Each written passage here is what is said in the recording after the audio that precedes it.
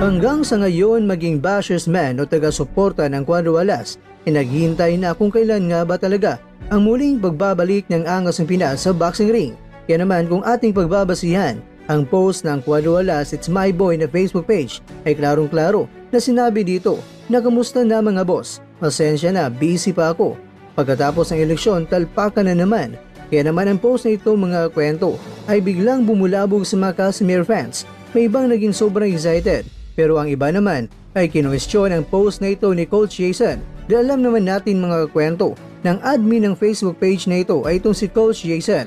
Kaya naman, narito ang ilan ng mga reaksyon ng mga Pinoy.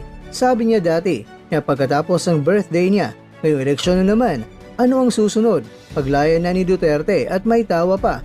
Habang ang isa naman ay sinabing, ibig mo bang sabihin, malabo makalaya si Duterte? Ayon naman sa isa na parang gano'n na boss, parang